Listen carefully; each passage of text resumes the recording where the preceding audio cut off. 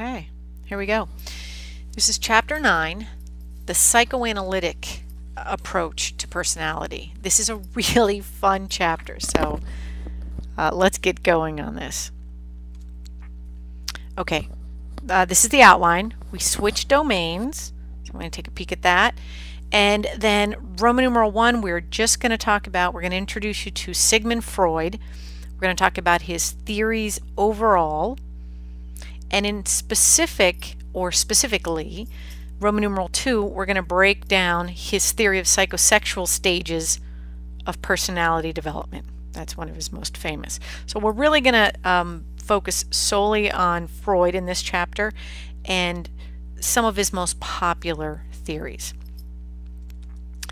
All right, so like I said, we left the biological domain and now we're in the intrapsychic domain. Your book says that's the domain that deals with the mental mechanisms of personality.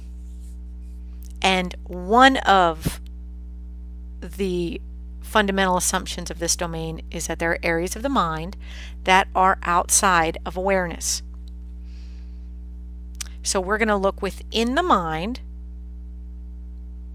factors within the mind that influence behavior, thoughts, feelings, and the unconscious has a role according to this domain. So we need to thank one of the pioneers of this domain for that core assumption regarding this idea that there's something outside of our awareness, this unconscious. We have to thank Sigmund Freud for that. So we're going to talk about his theories and the discussion of defense mechanisms. So let's start with, first of all, who this guy is. So Sigmund Freud, I put the years that he was alive, and just so you know, you're never really going to have to regurgitate or bring back up the years that someone lived, but they help you put things into construct or into context is what I mean to say. So look at the years that he was alive. He was born in the mid-1800s and he lives to the early to mid-1900s. So he's full-fledged practicing in his 20s and 30s. That's still the 1800s. So a lot of his theories at the time were considered outrageous. And they went through a lot of changes over the years. I mean, we're still putting leeches on people back then. I mean, this is the 1800s. And he changes a lot over the years. I'd have to say, if you know his name and you go, oh gosh, that guy was out there. Sometimes at some point, some people said he's too far removed from what we can substantiate with other theoretical constructs or with research itself or with some type of data. So what we're going to do here is we're going to spend our time on his most popular or most commonly discussed theories. We don't really get into the stuff that people go, really? That's too far out there for me. You don't get any of that in this class. You get the stuff that's really actually kind of interesting. Because if you know the true background of Sigmund Freud, he was a very interesting person. Had lots of quirks about him, is the nice way to say that. But I want you to know that some of his theories and his constructs are interwoven even today in what we consider psychology, or at least therapy or talk therapy. What you would know is going to see a therapist or counselor or a psychologist. We really do have to thank Sigmund Freud for a lot of that stuff. And let's talk about what that means. So he is, without a doubt, the founder of the psychoanalytic theory. So we call it Freud's psychoanalytic theory because he's the founder. Now, by training and by trade, he was a neurologist. He was an MD neurologist. And he went into private outpatient practice. And by the way, he did that because he just wasn't making enough money doing research. So he went in he wanted to do direct practice with people, with patients. And he decided to focus. This is brilliant marketing, by the way. This is the 1800s. We don't know a lot about medicine quite yet, to say the least. So he's going to focus his practice, and he needs the money. He's going to focus his practice on medical conditions that typical doctors cannot effectively diagnose or effectively treat. And that's going to be his area of specialty. Nervous disorders is what they called them back then. They just couldn't find a cause that was medical, and they certainly couldn't fix it. So they started using the term nervous disorder. And with no medical explanation, people were very frustrated, and there were a lot of them. People couldn't sleep, people weren't able to go to work, people weren't able to have relationships, people weren't able to be the kind of parent they wanted to be. There were all kinds of types of nervous disorders. And so he decided to specialize in that. Brilliant marketing, isn't it? Because he had a lot of patients. This is the 1800s. He had lots of people who were not effectively treated by other doctors. When he was meeting with these patients, he didn't have a lot to offer them, because remember, these are people that other doctors couldn't cure. So he was interested in hearing everything at the beginning. He wanted to hear everything about the person, about their treatment, everything. And, by the way, again, brilliant marketing, the longer they stay, the more they pay. So he really had them talking. But one thing, he was very good, copious note taker, and he started noticing patterns. He started noticing that adults that were talking to him, at that present time they were adults, that oftentimes when they became very comfortable with Freud, and only when they became very comfortable with Freud, the discussion went back to childhood. And it went back to oftentimes traumas of childhood. Even though the person may not have described it as a trauma, hearing the stories surprised him at their level of traumatic content. And he started developing this theory that, for one thing, talking to patients was important. And that early relationships, and especially traumatic relationships or early experiences, and especially traumatic experiences, could influence adults much, much, much later in life in somewhat of a medical appearing way. They could cause medical or unexplained medical conditions. And he also thought there was a thing called an unconscious. And at that time, these were all radical. The people wanted to know, well, what are you doing to treat your patients, Dr. Freud? And he said, well, I use a thing called talk therapy. And now they just thought, well, what a scam artist. He's just going to let people, he's going to talk to them, he's going to let them talk to him, and somehow they're going to feel better. And he said, no, but they do. And he said, and the other people thought this was crazy. And he talked about early childhood, especially traumatic experiences influencing people when they were adults. And again, they said that doesn't make any sense. They're adults. They're grown adults. What does it matter what happened when they were 8 or whatever age? And then he proposed the idea of the unconscious, and people said that's just hogwash.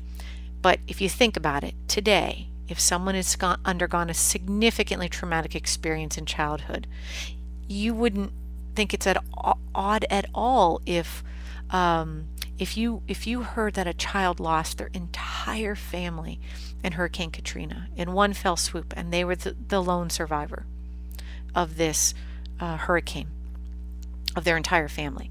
And then this person fast forward many, many, many, many years, and this person grows to a young adult and starts having relationships and has an extremely hard time with relationships. They don't let anybody close to themselves, and when they do, they're suffocating. And if you knew this person's past, you wouldn't think that was so unusual. Heck, they don't want anyone to get close to them because they could lose them at any moment. And when they finally do fall in love or let someone close to them, they're so afraid to lose them that they're somewhat suffocating in a relationship. And that's not unusual. If I told you that story, you'd go, oh, I totally get that connection. That is based on Freudian theories that early experiences, and in this case traumatic experiences, can influence our adult personalities. And by the way, he had this theory that talking about things can help us physiologically. He didn't have the science to back it up, but we actually know now that he was absolutely onto something. That we know now talking about things and reframing them cognitively and just processing old traumas releases different neurotransmitters and chemicals in our brain that then make us feel different. and oftentimes make us feel more stable and even more what we would call happy or more content. So he was definitely onto something in the 1800s without really knowing what he was onto, but later research has then backed that up. So let's have a brief look at his work. Like I said, we're only going to really focus on his most common theories and ideas here. So let's look at the fundamental assumptions first of all of his theory. He had this idea that there were forces inside of us he called instincts. All humans had these strong, innate forces that provided all the motivation for human activity. That's what he called instincts, by the way, and that's the definition of the term instincts from your book. Strong, innate forces that provided all the motivation for human activity. Instincts. It's why humans do whatever they do, even if they do nothing at all. It's due to instincts. It's really our underlying motivation. And he believed that humans were motivated by two basic instincts. They were sex and aggression. Sexual instincts and self-preservation. Sex and aggression are what they became known as. So it's important to remember, Freud's basic instincts, he believed, were, in humans, sex and aggression.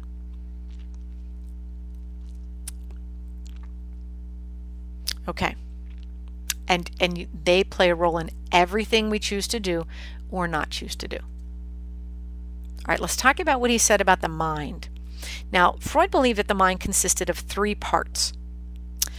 It's the conscious, preconscious, and unconscious. Now, you need to know what all three of these are, and you need to know examples of each. So let's start with the conscious mind. This is known as the part of the mind that contains all the thoughts, feelings, and images that a person is presently aware of. That's a definition you need to know. It's whatever person is currently thinking about. That's what's in the person's conscious mind, what you're currently thinking about. If you're listening to my voice, but you're thinking to yourself, I have a test tomorrow in math, then you know what? That's what's in your conscious mind. The fact that you have a test tomorrow in math. It's whatever you're currently thinking of. It's whatever you are thinking, feeling, whatever images you have, that's in your conscious mind, whatever you're currently thinking of. Now, he said, you also have something called a preconscious mind. It's the part of the mind that contains information that a person is not presently aware of, but could easily be retrieved and made conscious. I'll say that again. It's the part of the mind that contains information that a person is not presently aware of, but that could easily be retrieved and made conscious. You need to know that definition. So here's an example. If I asked you right now, what was the name of your kindergarten teacher? And if you sat there and thought and thought and thought, and you went, oh, Mrs. Mento. Now, if you look at the definition, it contained information that a person is not presently aware of. So when I first asked you what was the name of, you weren't thinking of your kindergarten teacher until I said, what was the name of your kindergarten teacher? Then you thought about your kindergarten teacher. But up to then, it wasn't in your conscious mind. You weren't sitting there thinking about Mrs. Mento. I don't think you were. So if you were not thinking about Mrs. Mento until I asked that question, but then you had to think about it, you went, I could retrieve that and bring it into my conscious mind. And you thought, who was it? Who was it? It was so-and-so, so-and-so. No, it was Mrs. Mento. Now, if you couldn't think of it at all, let me ask you another question. What did you eat for breakfast today? You probably were not thinking about breakfast just at that moment, but you were able to retrieve that information and make it conscious. If you were able to do that, he said that information was actually in your preconscious mind, and then you were able to retrieve it and bring it into your conscious mind. Okay, the third part, he called the unconscious mind. This is the part of the mind that contains information not accessible to the conscious mind. Now, I would put the word easily, not easily accessible to the conscious mind, because you'll see there are ways that he felt you could get to it eventually. But by golly, he said it's not easy. So this is information that is not easily accessible to the conscious mind. The conscious mind is just simply not aware of these things. With work, you could get to the unconscious mind, but it took work, according to Freud, because it was in this place called the unconscious. He was one of the first. I mean, there were some philosophers in history that were suggesting something like this, but he was the first in the field of physiology or medicine or psychology, the field later became known as psychology, to make that suggestion that there is a part of the mind we're not aware of. That's called the unconscious. Now here's what he said goes in this. The conscious mind, the unconscious mind is going to contain information that's unacceptable, hidden from conscious view. So in the unconscious mind is this unacceptable information that we're hiding from conscious view. They're often troubling memories. They're often troubling memories, feelings or thoughts that cause us anxiety. So we keep them in this place called the unconscious mind so that we're not constantly living with unbearable anxiety. Now Freud thought all kinds of unacceptable sexual and aggressive, there are the two instincts, all kinds of unacceptable sexual and aggressive urges, thoughts and feelings might accumulate in the unconscious mind, and it begins at birth. We start storing information in our unconscious mind, according to Freud, at birth. And he believed of the three parts of the mind, conscious, preconscious, and unconscious, that the unconscious is by far the most interesting and largest part of the mind. Now, the reason you see an iceberg is because everyone always uses this as a metaphor of the mind and of the three parts that Freud suggested we have. So this is actually an actual photograph. They cleaned it up with some lighting, but this is what a real iceberg looks like. And I don't know if you ever knew that. When people say that's just the tip of the iceberg, they don't mean this tippy tip. They mean this. This is the tip of the iceberg.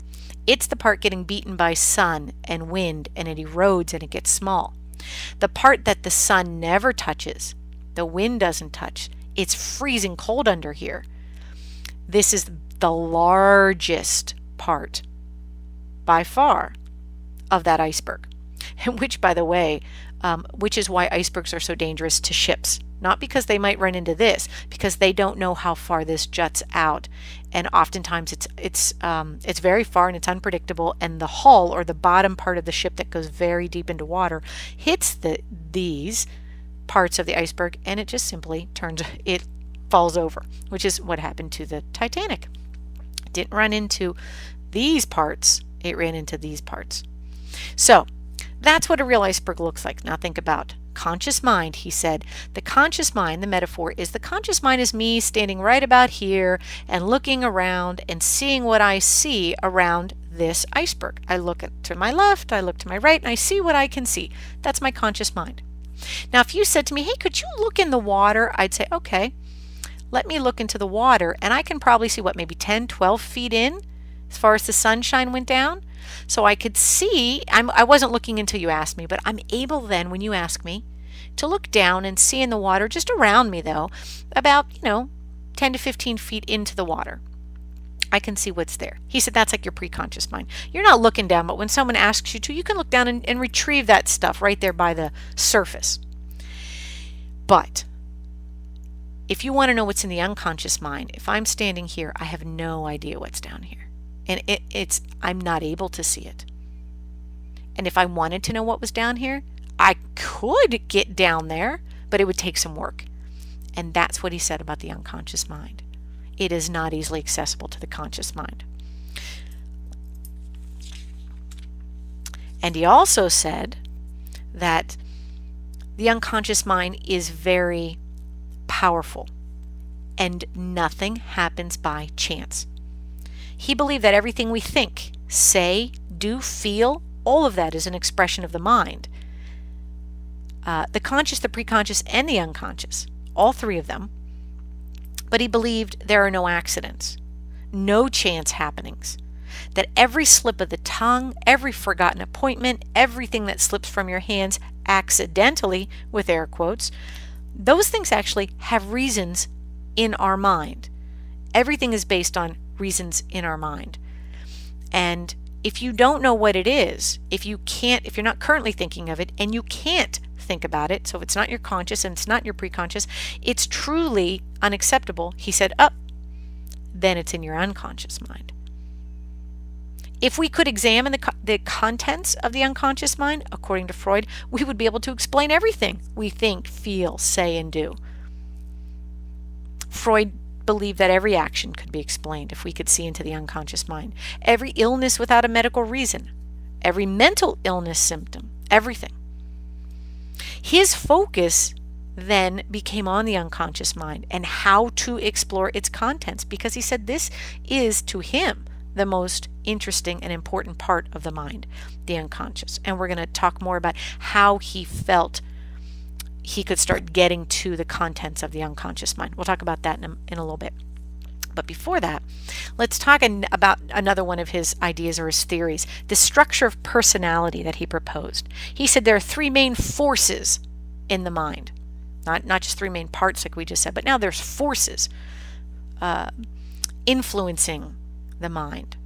And he called them the id, ego, and superego.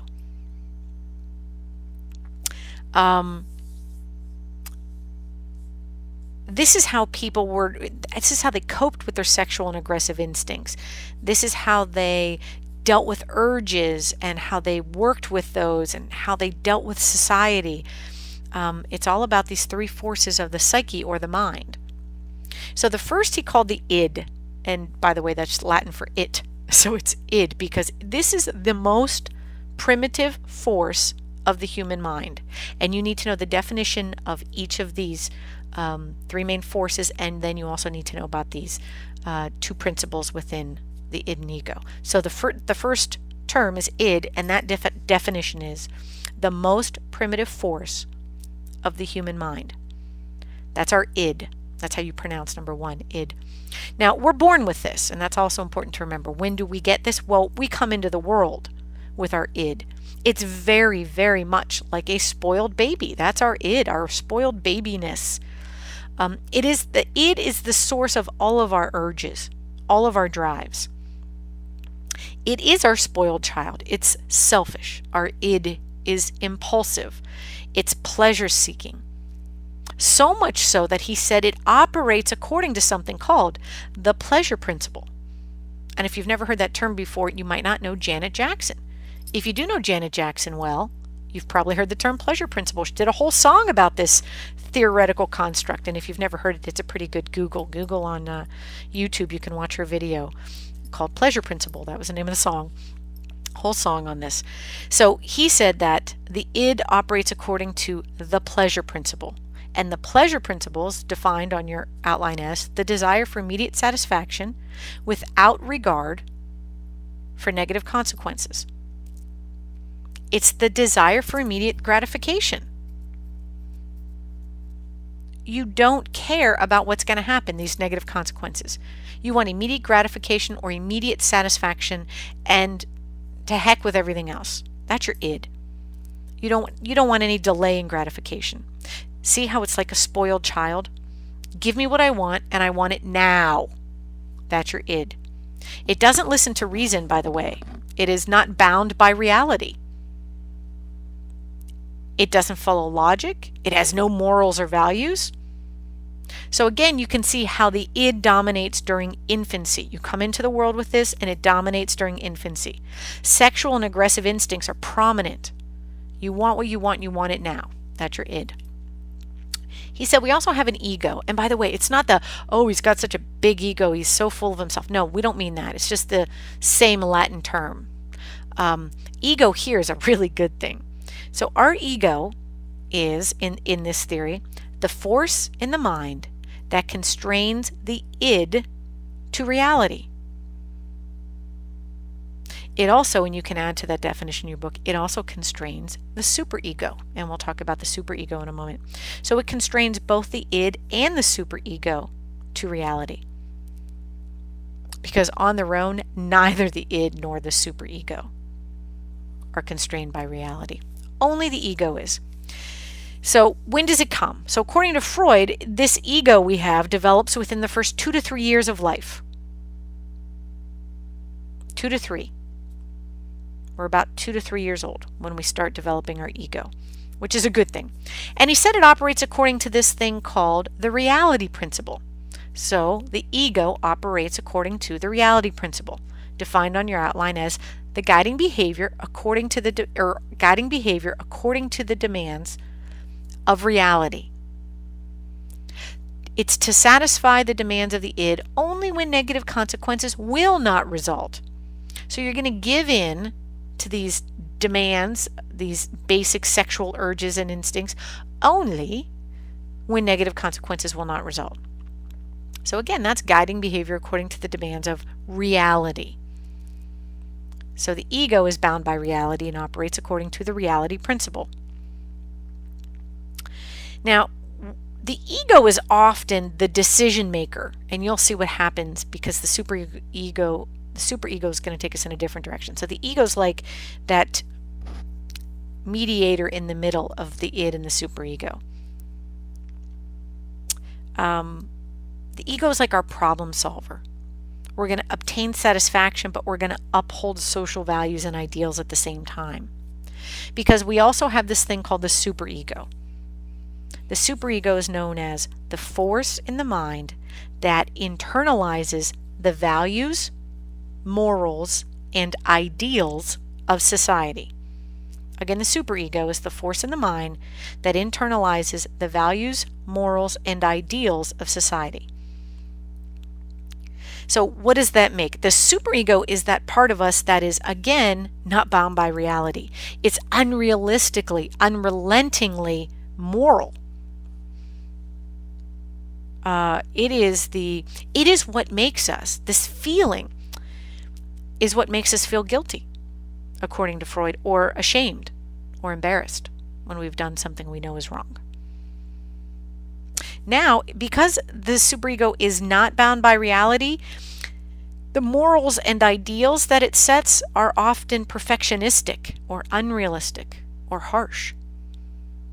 And it seeks to uphold to any degree these morals. So it's going to uphold these morals to any degree. It's not bound by reality. And that's why we have these intense feelings of guilt or embarrassment or humiliation.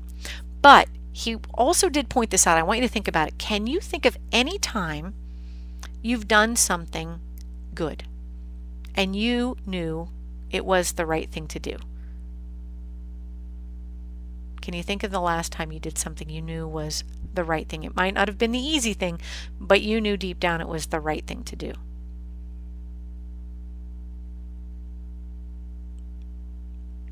I was out with a friend one time in an outdoor like plaza area in another country, and we found a wallet just on the ground, and people were kind of kicking it around without even noticing it. And I bent over and stopped people walking on top of me, and I picked it up.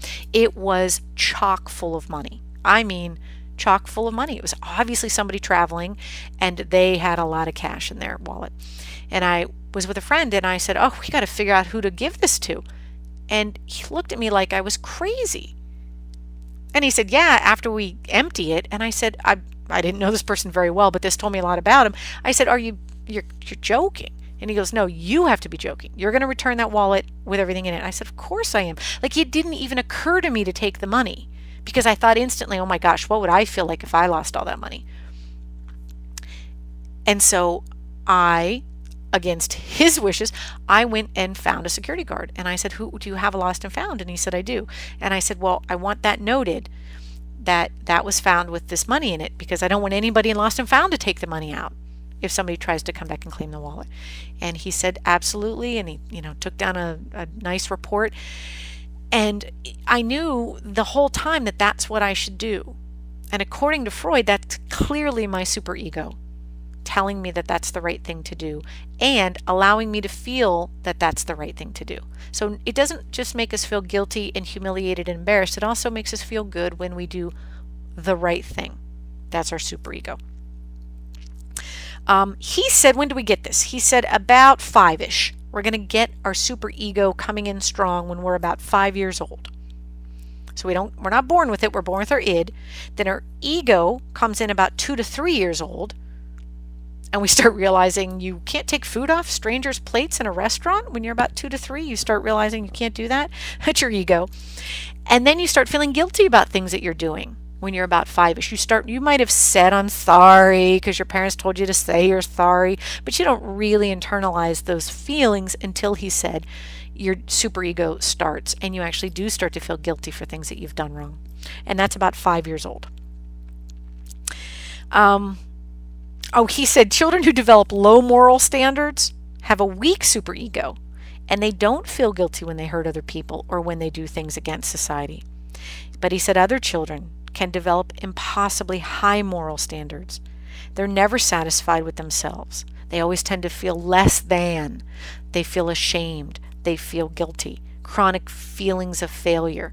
And he said that's too strong of a superego. So you kind of got to have the right balance, and we're going to talk about that. This interaction of these three forces of the mind. According to Freud, they're always interacting, the id, the ego, and the superego. It's a constant interaction. And you can see on the PowerPoint, let's look at what it says. Your id's inside there and says, I want it now. Whatever it is, I want it now. Your ego says, oh. Your superego says, you can't have it. It's not right. Absolutely not. But your ego says, I need to do a bit of planning to get it. I can't just take it now. But eventually, maybe I can. They're always interacting. And they have different goals, and they thus provoke internal conflicts. Now, according to Freud, a signal in people that things are not right between the forces in the mind is anxiety. Anxiety is a signal that the control of the ego is being threatened, because the ego should be the decision maker. It should be the moderator, the mediator between the id and the superego, because the ego is the only one bound by reality. So the ego should be, if we're lucky, fingers crossed, our ego is our decision maker. It takes into consideration what the id wants. It looks at the moral standards around us in our society, and then it makes a plan to do it or get it. That's our ego. Now he says again, anxiety is a signal that the control of the ego is being threatened by urges from the id or harsh standards from the superego. I'll say that again because that's important and you need to remember that. Anxiety is a signal that the control of the ego is being threatened by urges from the id or harsh standards from the superego. And something has to be done to decrease that anxiety if the ego is being threatened. Now, what he said is a well-balanced mind is one free from anxiety. A well-balanced mind is one free from anxiety. And that's achieved by having a strong ego. So again, having a strong ego is preferred, it's desired, we want that, because then we have a well-balanced mind and it is free from anxiety because we have a strong ego. And that strong ego is going to balance the demands of the id and the harsh standards of the superego. Okay. Now, here are these things called defense mechanisms. And these are, I got to tell you, these are fun. When you read about these, you're going to go, oh my gosh, I totally see that one. I totally have that one. So-and-so is totally doing that. You're going to read about this. Your book does a great job, so I'm not going to read these to you. You're going to read about defense mechanisms listed right here. Just those 5: repression, denial, displacement, reaction, formation, projection. Look in your outline for page numbers because, again, it depends on the edition of the book you have. If you're in the current edition that's on our syllabus, your outline is going to have the most up-to-date page numbers where to find this. Now, I'm not going to cover that right now in lecture. Your book does a super job, so they are fair game for quizzes and tests. Know the definitions of each of these defense mechanisms and know examples of each of these defense mechanisms. You're not responsible for the information in A Closer Look, Empirical Studies of Repression. That's a nice read, but you're not responsible for that. So you need to know the 5 defense mechanisms there. You need to know under projection, you need to know what false consensus effect is under E. And then you need to read about defense mechanisms in everyday life. So read your text, fill that out in your notes so that you can go back and study it when it's time for quizzes and tests. But you need to know about number 1, all those defense mechanisms, and number 2, defense mechanisms in everyday life. Okay, and you're going to enjoy that section. That's a good one. Okay, now I said earlier that we're going to talk about how to get to this unconscious mind that he thought was so important. That's what we're going to do now. So he became very well known as the person who suggested that we had an unconscious, and he was also very famous for developing techniques. His overall technique was called psychoanalysis, and that's a technique for getting to the unconscious mind. Now, psychoanalysis, not this overall theory of psychoanalytics, but the technique for helping individuals who are experiencing emotional or mental problems. So that's what psychoanalysis is here. It's the technique for helping individuals that are experiencing emotional or mental problems. It was Freud's method of psychotherapy, or talk therapy, as he termed it. Talk therapy. Because patients would lie down here. By the way, this is his office as preserved as it was the day he died. He died in England. He'd only lived there about a year, and he died of cancer. And he was a big cigar smoker. And he died of cancer. And his daughter, Anna Freud, then went on to kind of continue in his research and his theoretical writing and clinical practice. And she kept his office as it was the day he died, and she practiced in different parts of the house. But that was his couch. He'd put an oriental rug over it because he had so many people laying on it. So you would lay down, and you would put your head here and your feet here, and you would kind of look up here. He sat in this chair, and you couldn't see him. He didn't want you to look at him. And some of his reasons were he didn't want you to think he was judging you. He didn't want you to look for nonverbals on his face when you were saying things that were very important. He just wanted you to be as comfortable as possible. But some other people suggested that he had people in there for sometimes your appointments with him were 3 hours long, that sometimes he would get you talking and talking. He just wanted you to keep talking, and sometimes he was doing other things back there because he didn't think everything people had to say was important. Only when they started talking about important material did he think that had something to do with their current situation. And I'll give you an example of how he thought he could get to that important information. So psychoanalysis in general, that was his technique. And he believed that if the therapist could help the person get to their unconscious, the reason for their emotional or mental problems would be revealed, and they could finally cope with the information in a healthy adult way.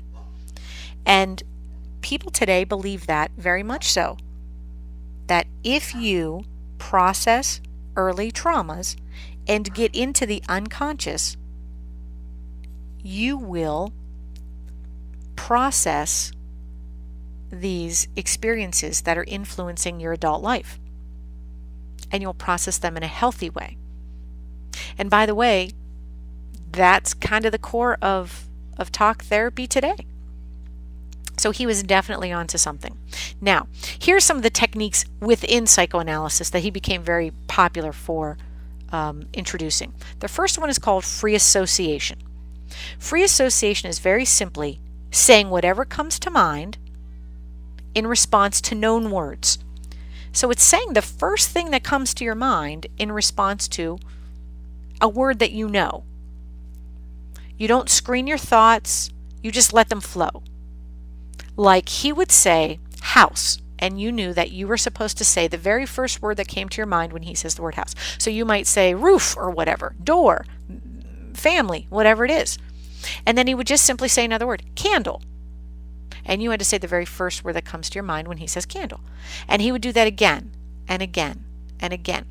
And he would do this sometimes 200 to 300 times.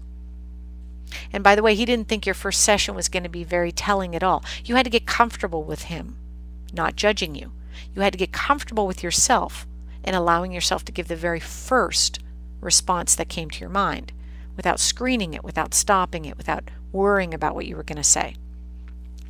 Now, what he believed is that important information will eventually surface. So what he would do is he would give hundreds of these, and then the next day you went and saw him, the next time you saw him, again, you would get hundreds of these words, and you would just say the first word, and they were all different. Like, this is a whole different batch of words you had never heard before. You know, he'd say house, you'd say a word. Candle, he'd say a word. He'd say doorknob, you'd say a word. He'd say calculator, you'd say a word. He'd say book, you say a word. And you just, like, these are just known words, and you're just saying the first word. Now, what's interesting is when he would say mother, and somebody would say something like fright. And the person would say, now, why would I say that? I love my mother. What in the world would I say that? Oh, that was so stupid. Go ahead, do the next one. Now he would start paying attention, because what he saw these little slips of the tongue as, by the way, they became known as Freudian slips, as the unconscious slipping out, because the person had gotten so comfortable allowing words to come freely, and they weren't being judged, and they had a good rapport with him, and it became so easy that eventually, he said, the unconscious will start to slip out. And I got to tell you, as odd as it sounds, it's kind of funny. If you write down about 50 or so words and you sit with someone that you know very well, your significant other, a family member, or roommate, or sibling, sit with someone you know really well and ask them to play along with you and do this game. Eventually, if you say a word and they say something and they laugh at themselves, then say to yourself, aha, I just witnessed a bit of their unconscious coming out. That's a Freudian theory. So that was free association. Now, dream analysis is what it sounds like. It was just analyzing the content of dreams. He analyzed dreams, and he became pretty famous for that. Actually, one of his students in the picture here, Carl Jung, became even more famous than Freud, analyzing dreams. But he was big in analyzing dreams because he believed that dreams were messages from the deep areas of our mind, the unconscious. And he believed that wishes and desires and fears were in our dreams, but in disguised form. He didn't believe in actual dream interpretation, but rather symbolic dream interpretation. And again, he thought not one dream, but look for patterns in dreams. And how does the dream make you feel? Not so much like if you dreamt about your Aunt Meg in the kitchen baking a cake, he'd say, you know what? It's not really about your Aunt Meg. It's not about baking a cake, and it's not about her being in a kitchen. All of that is symbolism for something that is really important to you, or is something you're working on in your unconscious right now. So that's dream analysis. Now, another one of his techniques in psychoanalysis that was pretty interesting was called projective techniques. Projective techniques defined as a test that presents a subject with an ambiguous stimulus. And by the way, ambiguous just means unclear. So again, it's a test that presents a subject with an ambiguous stimulus and asks them to describe what they see. A test that presents a subject with an ambiguous stimulus, and again, ambiguous means unclear, and asks them to describe what they see. So you give somebody something purposely unclear, and you ask them, what is there? What do you see in this? And what Freud believed is that the person will project their unconscious thoughts and feelings and desires and fears into what they report seeing in these ambiguous or unclear situations. That what they project on them will reflect their true and often hidden reasons for their personality. And by the way, some of the common ones are, for example, the Rorschach ink blot test. That is an example, probably the most famous, that's a good one to remember, the most famous example of a projective technique. So you're shown an ink blot like this, and you're asked to tell the interviewer what you see in this ink blot. And you're told answers are neither right or wrong. So you say, what do you see? Now, if you look at this ink blot, do you see two people dancing, doing martial arts, hitting each other, just raising their hands and knees together? Two bears coming together, two people coming together. Do you see the negative of a face? Do you see the negative of a jet in the middle? By the way, none of these are slightly interesting. They're extremely common reports of what people see in this. What he thought was interesting is not when people gave common responses, when they would consistently see in this purposefully ambiguous or unclear stimulus. This, by the way, is actually just ink put on piece of paper, folded in half. That's all the ink blots are. There is no purpose to them. They're purposefully ambiguous, unclear. They don't mean anything. But if someone consistently sees in these ink blots something that becomes a theme, maybe something that is dangerous, or something that is aggressive, or something that is sensual, or something that is primitive, or childlike, or something that is aggressive. All of these things to Freud would make a difference to him. He felt like that was then your unconscious coming out. A pretty common thing that is still used today is called the thematic apperception test, or TAT. It's also a projective technique. If you go into counseling or clinical counseling or become a licensed psychologist, you'll be exposed to this. It is, again, look at these pictures. They're purposefully ambiguous, unclear. Look at the top one on the right. Okay, so there's two people. They look male. That machine is made up. The angles of the paper don't even kind of look real if you start looking at it. But okay, so they're having some interaction.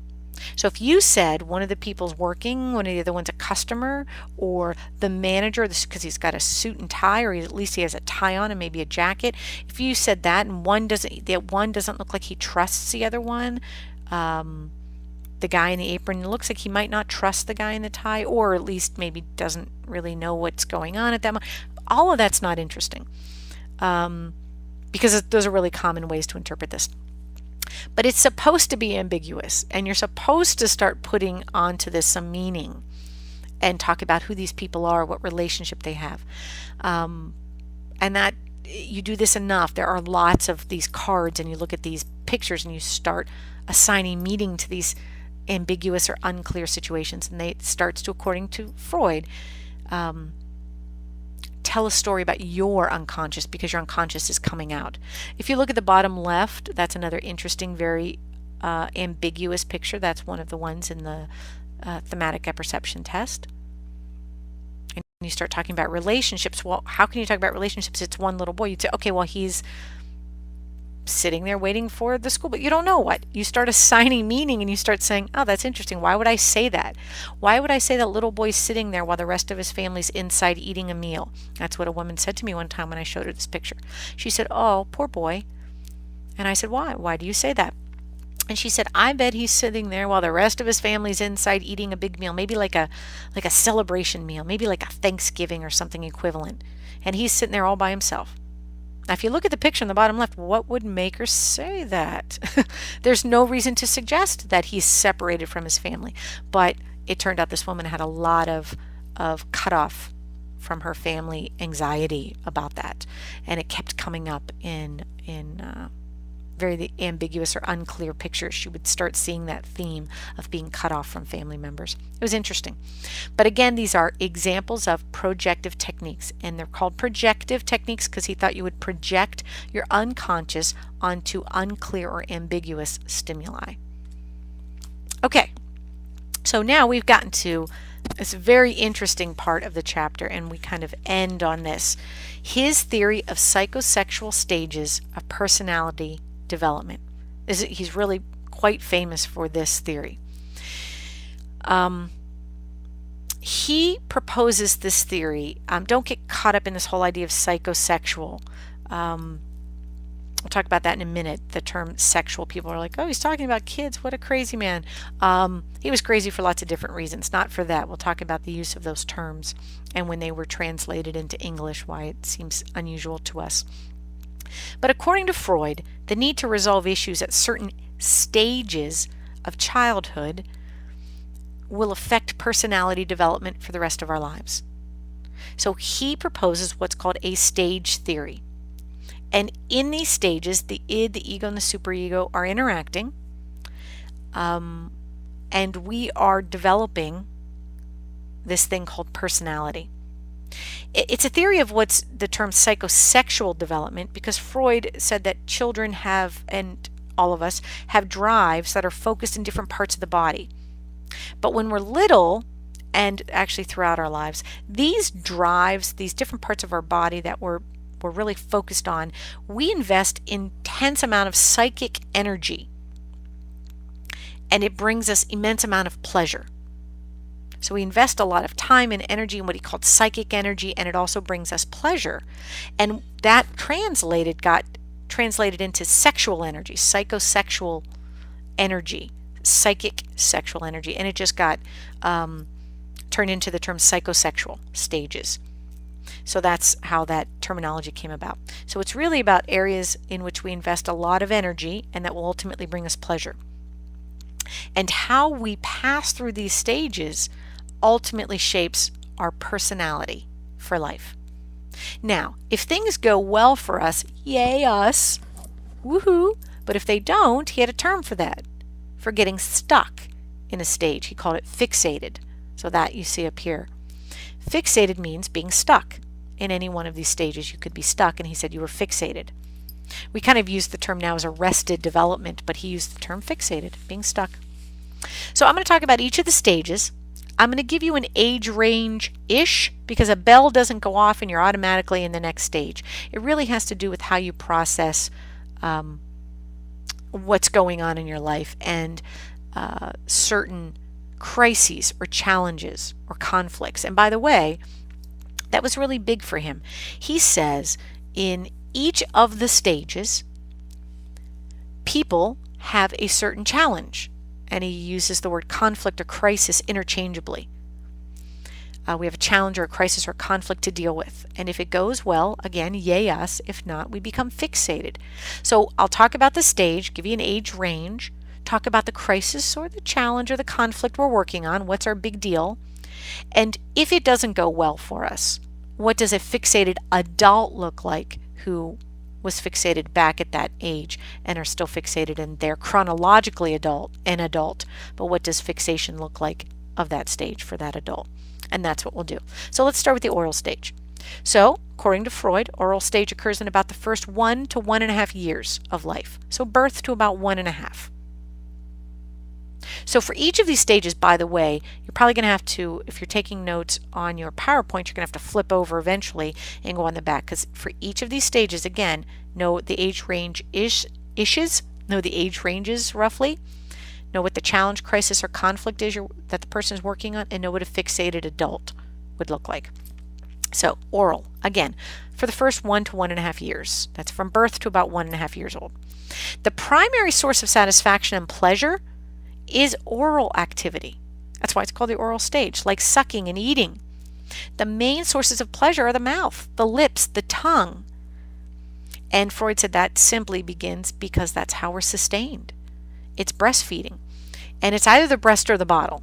Either way, it's oral. And he said, being breast or bottle fed brings us an immense amount of pleasure. And the process of weaning off the breast or the bottle is the challenge or the crisis or the conflict. Because being breast or bottle fed, he said, brings excessive pleasure and dependency. And weaning from that, becoming independent and having some fear of fending for ourselves, he said that's the challenge we have. Now, if you think about it, like current developmentalists are by no means Freudian theorists. They go in very different directions. And Freud, I would not look to Freud for your developmental needs. But this is interesting because current developmentalists have something to say about each one of these stages, which is kind of interesting. In particular, the oral stage, when you're breastfeeding or bottle feeding a baby, think about where they are, just physically. in relation to you, where is that baby? The baby is close to you. The baby is being nurtured. The baby is safe. And the baby feels safe at that time and feels nurtured.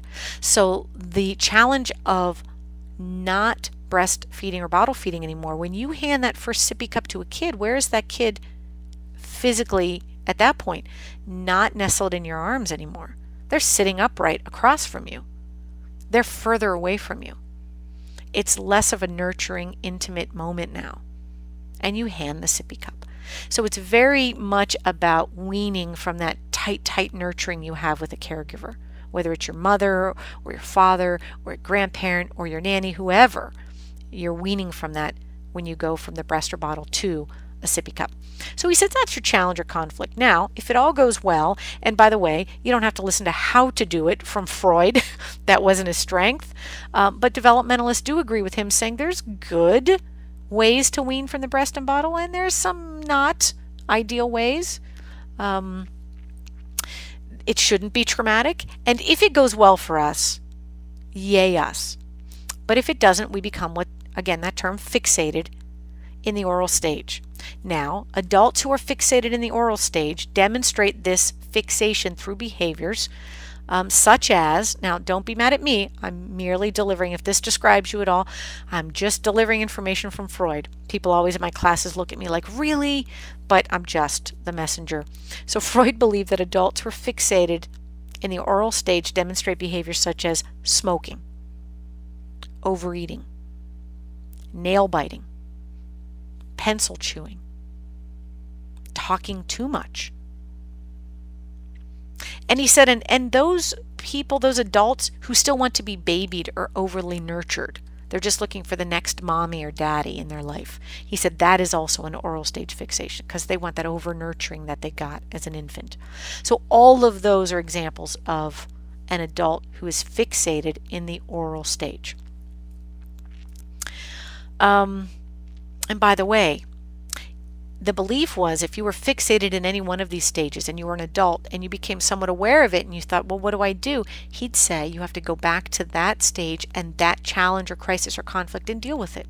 So if you figure out as an adult, boy, I really do have an oral fixation, he'd say you have to go back and process that issue. So I'll give you a very famous example.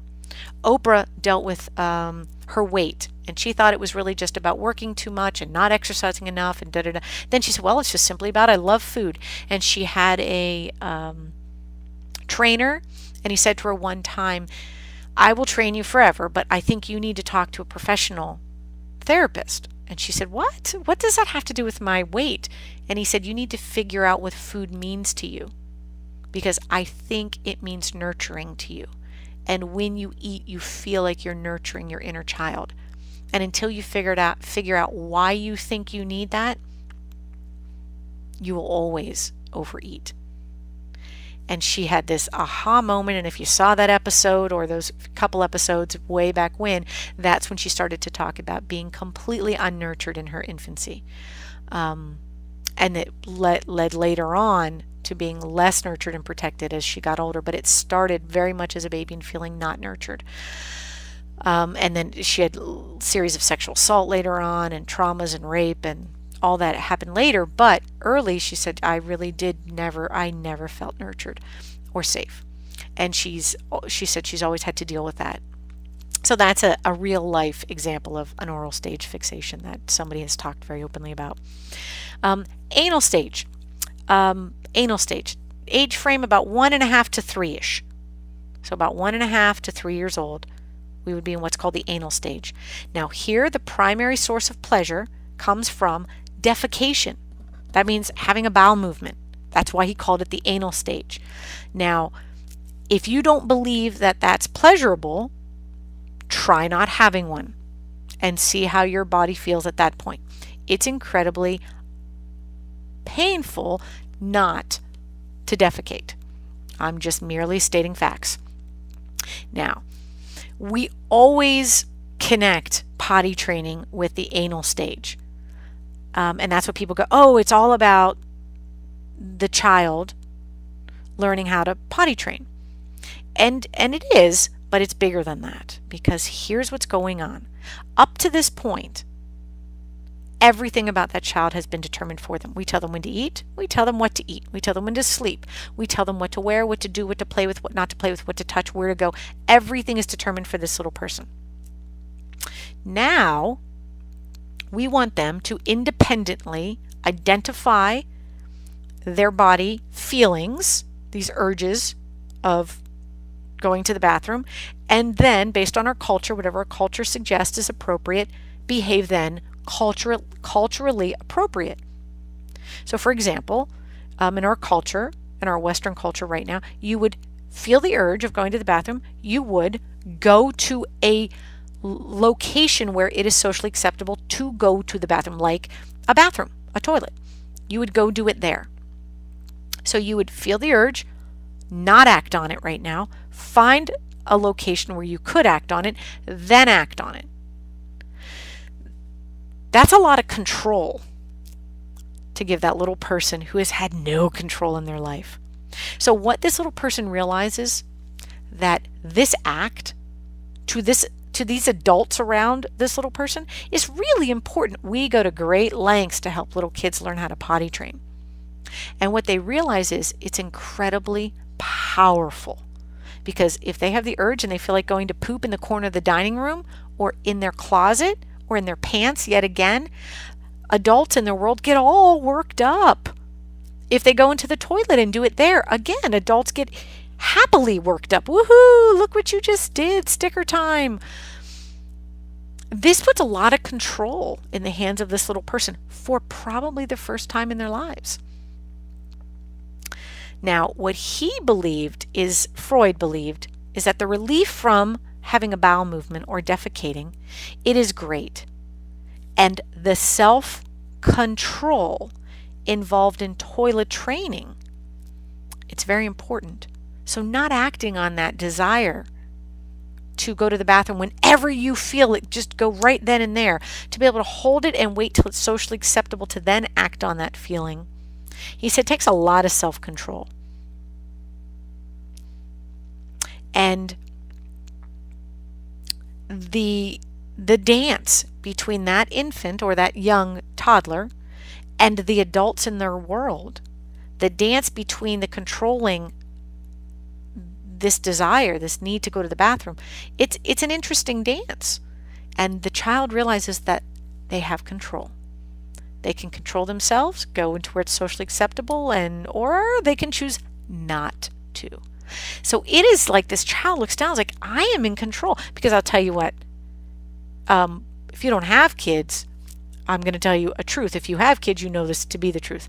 No matter how much you think you have control over your children, you cannot make them go to the bathroom when you want them to. It will be on their schedule. And it should be. And that's what Freud said.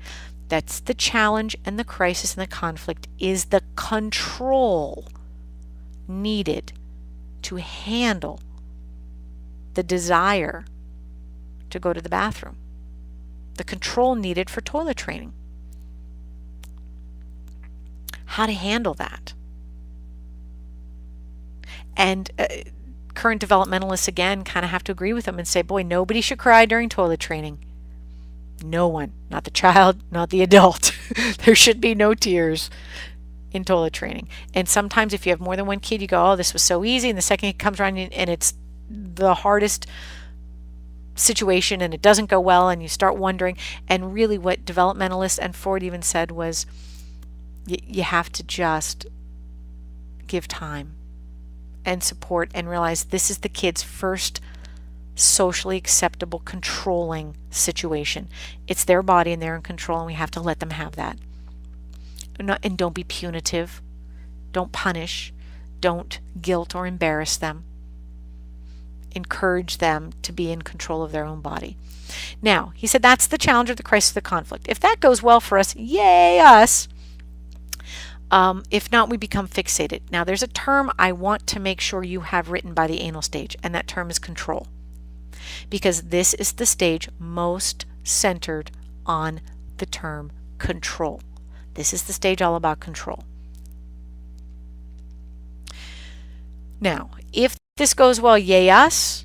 We develop the control necessary to start doing things like potty training and becoming more independent. Feeding ourselves, dressing ourselves, all of that comes around the same time as potty training. So it's all about control. Now, what happens if it doesn't go well? Well, we become, as Freud said, fixated. So Freud said, by the way, children who are growing up with little control based on having anal stage fixations, he said these kids are sloppy, dirty, out of control, and they're going to turn into, you know what, sloppy, dirty, out of control adults. Always late, always, he say, personally a mess. The world is always against me. I can't figure this out. I can't do. He said those people are anally fixated. They lack control of their own lives, literally. But he also said kids can grow up with too much control and they will be compulsively neat. They will be overly rigid. They will not ever want to be messy. They will have a lot of guilt. They will have extraordinarily high standards for themselves, and they grow into adults like that. And he said, again, that has to do with control. That's an anal stage fixation. So if you see the term control, you got to click right into anal stage. That's what that stage is about. And by the way, he said people who are overly stingy, you always know someone who's kind of stingy with their stuff. He said that's an anal stage fixation because it's about control. Oh, you want this thing I have? No, you cannot have it. I have something you cannot have. I'm in control. I'm being stingy. You may not have this. He said that's an anal stage fixation too. But it's all centered around control. Okay, third one, phallic, that's how you pronounce it, phallic stage. Now this is going to last from about 3 to 5 years old. And if you hear the term phallic symbol, a phallic symbol is a symbol that represents genitalia. So this is a stage that's going to focus the pleasure that people have is on the exploration of their genitalia. And that's what this stage is about. That's why it's called the phallic stage. So pleasure is going to be focused on exploring, discovering and exploring the genitalia. Now, this is 3 to 5 years oldish. If you've had kids, this is all going to ring true. If you haven't had kids yet, hang on, it's going to be funny. Because between about 3 to 5, kids discover their own genitalia. They start looking down, they start touching, they start poking, they start figuring things out. It doesn't stop for quite some time, but this is when it begins, and it's a really big deal. My son, like, what is the, hey, this is interesting. What is, how come you don't have this? Because this is a really interesting thing that happens. You discover your own genitalia, and you become fascinated with it and its functions and what it does and what it feels like to you. But then you also become interested in the genitalia of other people. And you make an interesting observation between 3 to 5-ish, because that's the stage, age range, that there are differences in genitalia. Some people have similar to you, and some people have different than you. And in our culture, we notice this. We tend to cover what we call our private areas, even when we are swimming. Not when we're bathing, but that's really the only time, when we're going to the bathroom or when we're bathing. But even swimming, and little kids between 3 to 5 start noticing different types of bathing suits. My little nephew said, how come I don't wear a top to my bathing suit and my sister does? And he was 3 and she was 5 and they look the same. So you have to explain to him, well, in our culture, little girls' private areas include their chest. So they cover that. But little boys don't have to, because that's not considered a private area. And it's an unusual concept. Can you imagine? Because a 3 and a 5-year-old look the same. There is no difference as far as the chest or breasts go. So explaining that to a 3 and 5-year-old, they notice these things and it doesn't make a whole lot of sense to them, but they're becoming intrigued. Now, who do they become intrigued with? He says, Freud said, you become very interested in your own genitalia and what you're like, and then you notice people who are different. And those are interesting to you. And you are a young child. So who you become interested in, he said, are your parents. And by the way, this theory is proposed during the Victorian era. in history, and there were always two-parent households. And even if a parent died in childbirth, you had another parent. So if the mother died in childbirth, another woman came in, an aunt or a wet nurse or somebody came into the picture. And there were always two, almost always rearing, a male and a female rearing children. So his theory is very much based on that idea. Now, new Freudians will adapt this to more common experiences of single parents, two parents of the same sex. They will adapt this theory. But this is the very early theory that Freud proposed during the Victorian era of the 1800s. So again, in the phallic stage, you discover your own genitalia and you notice that you look at your parents and you notice that one parent seems to have the same private areas. They seem to cover the same private areas that you have, uncover. It's similar to you. The other one doesn't. They're different. And he says we become fascinated with this difference. It's a big deal. Even between 3 and 5, we know it's a difference and we know it's a big deal. And we're interested and fascinated. We're intrigued by this other parent, and it's the parent of the opposite sex. And he said this intrigue, this fascination is born, and it's intense. And he said, and it blooms into being in love with the parent of the opposite sex, because they're the creature we just don't understand very much because they're different than us. And he said we fall in love with the parent of the opposite sex during the phallic stage. And he says it's an intense, awesome, deep first love. And no one is as cool or as wonderful or as fantastic as this other parent that we are in love with at this point. Now, who is pissing us off is the parent of the same sex, because they're getting in our way. They're taking my time away from the parent I'm in love with. Like if I'm a little girl, I love my daddy. And mommy is taking time away and she's kind of annoying me right now. I want daddy. Daddy's going to read to me. My daughter said to me during this time, it was so interesting. She was about 4 and it was bedtime, and she said to me, she put up her hand in like the stop motion, like she put up her hand, and she said, I was walking her into her bedroom to go to bed, and she said, stop. I said, excuse me? She said, Daddy's going to read me to bed. You don't even need to come in. I said, oh, is that so? She said, Daddy reads the best. He does all the voices. They're so awesome. So Daddy's going to read to me to go to sleep. And I said, honey, I do all the voices too. She goes, not like Daddy. And you know what? He had the biggest smile on his face. And I just knew this is going to go on for a few years. Daddy is going to be the apple of her eye. And that's where you get the term Daddy's little girl, because she just falls so in love with her daddy and he can do no wrong. And it's kind of interesting to see these dynamics. And then little boys, according to this theory, fall in love with their mothers. And you have mama's boys. And their mothers are the most amazing person in the world. And my son is younger than my daughter and went through a very similar stage. And my husband would howl because my son said one morning we were eating breakfast. It was just my son and I, and my husband came and he sat at the table. My son looked up and he said, why are you here? My husband said, what? And he said, Mommy and I were having a private conversation. And we were talking about cartoons. Seriously, cartoons. And he says to my husband, we're having a private conversation. You should go in the other room. And he was so dead serious. I try not to laugh because, this 4-year-old, he was serious about this. And my husband looked at me and I was like, you knew it was going to happen. And he went in the other room, kind of like laughed a little bit and went in the other room, very respectful. And my son and I finished having our private breakfast where we continued talking about Teenage Ninja Mutant Turtles. But that was very important to him. Now, here's what happens in the phallic stage. You fall in love with the parent of the opposite sex. You start to challenge the parent of the same sex because they're cutting in on your time and your personal connection with this other parent. And you start to challenge them again and again and again. And he said, now this falling in love with the parent of the same sex, challenging, or the opposite sex, sorry, you fall in love with the parent of the opposite sex, you challenge the parent of the same sex.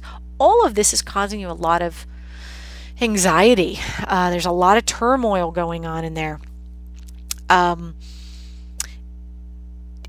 you're going to, for example, little boy's going to challenge the daddy because he's in love with mommy. Little girl's going to challenge the mommy because she's in love with daddy. And by the way, they term this for the boy the Oedipal complex because there's some Greek tragedies that follow along the line of falling in love with your mother and killing your father or father figure. And then the girls called the Electra complex, kind of similar themes in some plays and stories where the girl falls in love with her father or father figure and fights or competes with the mother figure. So anyway, Oedipus complex for boys, Electra complex for girls. So here's what happens. You start competing with a parent of the same sex so much, little boys really start wrestling harder with daddy and say, quit letting me win when we do that race across the yard. And why can't I drink coffee like you do? And they have these competitions, and you know what? Eventually, Freud says, as little people, we actually do realize that we can't compete very well. That adult will always run faster than us and can drive a car and is stronger, bigger, has a job, has a different role in this family. And he said, so that competition, you start thinking, okay, wait a minute. If I'm a little boy and I say, if I was just more like daddy, mommy would love me more. If I was more like daddy, like if I was fast like daddy and I shaved like daddy and I had a job like daddy, then mommy would love me more. And you start looking at the parent of the same sex saying, if only I was more like this person. And Freud says, aha, that's how you resolve the phallic stage. You start to imitate the parent of the same sex. So it starts with falling in love with the parent of the opposite sex. You challenge the parent of the same sex. And then you ultimately imitate the parent of the same sex. And again, these were for 2-parent homes. If you're interested in how it plays out in 1-parent homes, you can just start thinking about personality characteristics. Because if you're a single parent, say you're a single mom, you have what our culture seems as traditional masculine. You might be very organized, very hardworking, very whatever. And our culture might see those as kind of more masculine or daddy-like, father-like, and then you might also be super nurturing, and you might be very verbal, and you might be creative, and you might entice them to talk more to you. And our culture, interestingly enough, sees that as more of a feminine or a mom-like trait. So our kids start just imitating our traits if you're a single parent. So anyway, that's the phallic stage. We fall in love with the parent of the opposite sex, challenge the parent of the same sex, and ultimately we imitate the parent of the same sex. And that's how we successfully resolve that stage, according to Freud. So boys begin to mimic their fathers. They want to shave like them, dress like them, look like them. They just want to be like them. I want to grow up and be like daddy now. And they start to be really fascinated with the parent of the same sex. Little girls become fascinated with their mommies at that time. By the way, he said, the resolution of the phallic stage marks the beginning of this amazing thing he called the superego. When we resolve the phallic stage and get all that kind of id and ego stuff worked, we start having this thing called the superego. And Freud believed that because the id, the ego, and the superego were already developed, by the end of the phallic stage, he believed our personality was pretty much developed, and we were just going to tweak it in the last 2 stages, but it's pretty much already developed by the end of the phallic stage, according to Freud, interestingly enough. Not other theorists believe that, but Freud did believe that that was the case. Now, fixated adults, what do they look like? Because this is all about managing relationships with important adults in our lives.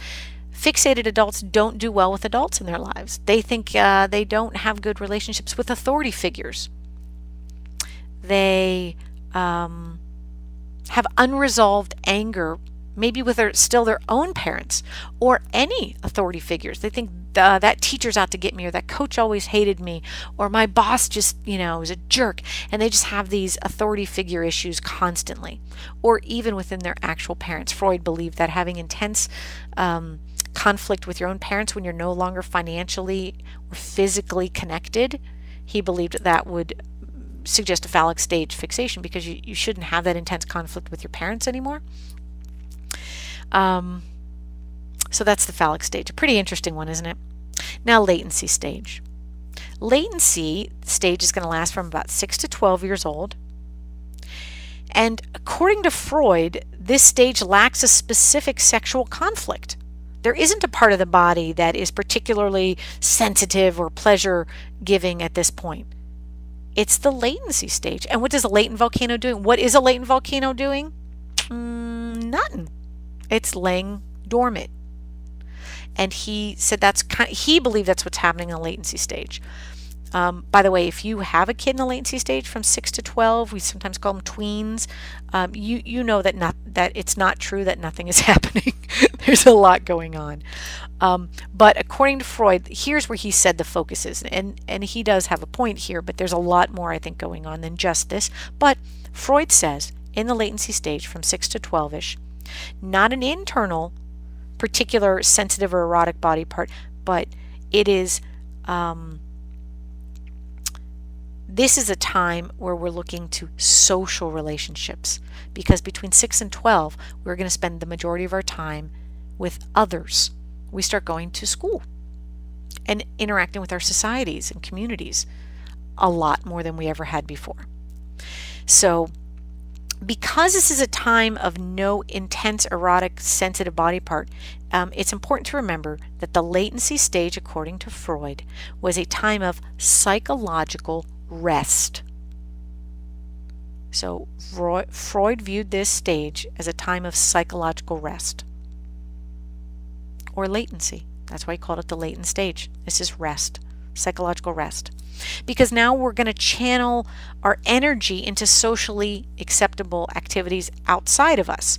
We begin to play with peer groups, same sex usually peer groups at that time. We engage in non-sexually threatening activities. We go to school. We figure out what kind of a student we are, what kind of a friend we are, what kind of an athlete we are. We're doing all this interacting with others, and we start to figure out who we are in relation to other groups of people in school, in our neighborhoods, outside of our immediate family. That's what we're working on with our latency stage, groups of people, getting along with others. Now, if it goes well for us, great. But again, if it doesn't go well, we become fixated. Someone who's fixated, an adult who's fixated in the latency stage, Freud would say they simply don't play well with others. They don't have good work ethics. They don't have a good idea of what it takes to be a social or functional adult. They don't like working with others to any degree. It's annoying. It slows me down. Everybody's a jerk. He'd say that's a latency stage fixation. People who don't play well with others, because that's really what we're working on in the latency stage, being around other people. Now, this latency stage, this dormant time, is going to end with the sexual awakening brought about by puberty, which is what's happening in the genital stage. So the genital stage begins in adolescence or puberty, and it's going to last through adulthood. So that's the age range, adolescence or puberty through adulthood. Now, what's happening, big deal, is sexual maturation begins and sexual identities are explored. Again, sexual maturation begins and sexual identities are explored. There's no particular part of the body that we're focusing on, because it's not like the phallic stage where we're exploring our genitalia, even though the word genital is in the name, because you're not exploring or discovering your genitals at this age. If you don't know what genitals you have by the time you're an adolescent, you've got bigger issues. You know pretty much what your private parts look like. It's not about that. Here's what it is about. You're focused on the role of your sexuality because you're exploring your sexual identity.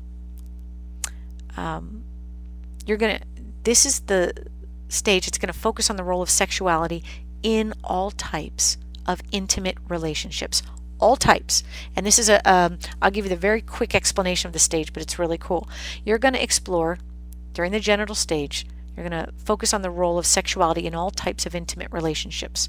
And what that means, if you could think of it as a continuum, and one side, sexuality has no role in certain intimate relationships. You could be super intimate with your bestest friend ever, whether it's the same sex or opposite sex best friend ever. You're not sexually attracted, not even one iota, to this person. So say I'm a completely heterosexual female and I have a female best friend where I tell this person everything. She's my bestie. I love her to death as a person, but But sensuality and sexuality, they don't play a role in our intimate relationship.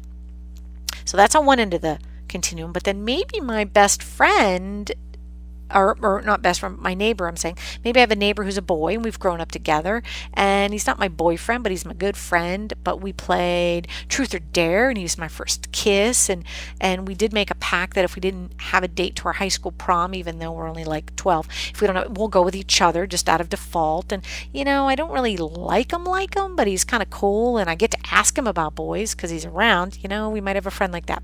So sexuality plays a tiny role in that relationship. But then there's that person that walks into 8th grade and you're thinking to yourself, oh my gosh, I can't think straight. I love this person. I just love. I can't stop thinking about this person. I can't produce normal language when they're around me. I love them. And that is your sexuality of that stage or that age. That's your sensuality. And that relationship, it does play a role. And we start to figure that out in junior high, and we have to keep figuring that out as we get older, that we will have intimate relationships where sexuality plays no role at all. A little role and a big role. We will have different types of intimate relationships. And that's a dance we have to figure out, Freud said. Now, if that doesn't go well, if we don't figure out the role of sexuality in intimate relationships, then we grow up into adults who are fixated. And I'll give you a stereotypical example of what Freud said a fixated adult would look like, who's fixated in the genital stage. It would turn into an adult, say female, who is confusing intimacy with sex.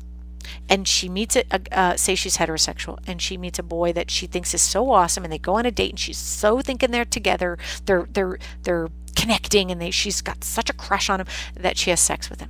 And the next day she's like, why did I do that?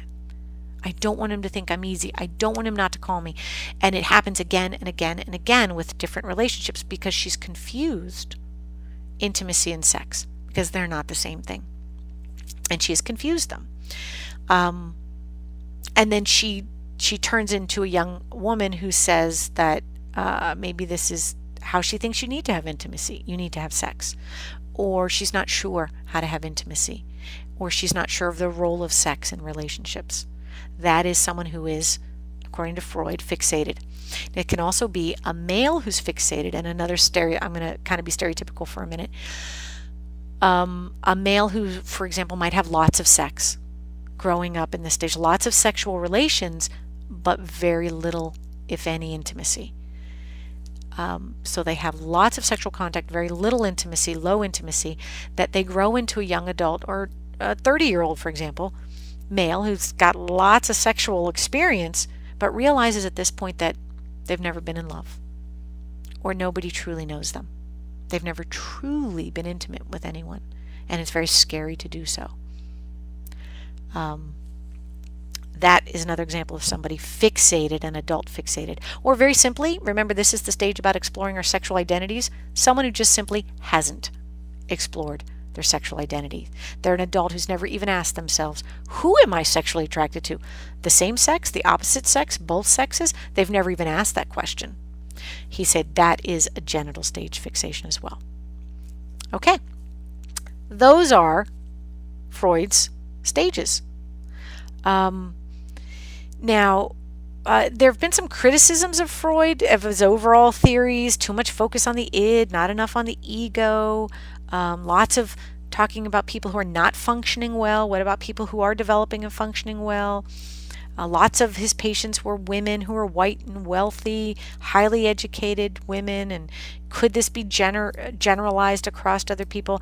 Now, like I said earlier, lots of his concepts were challenged later, but many of them have become fixtures in not just psychology, but popular culture.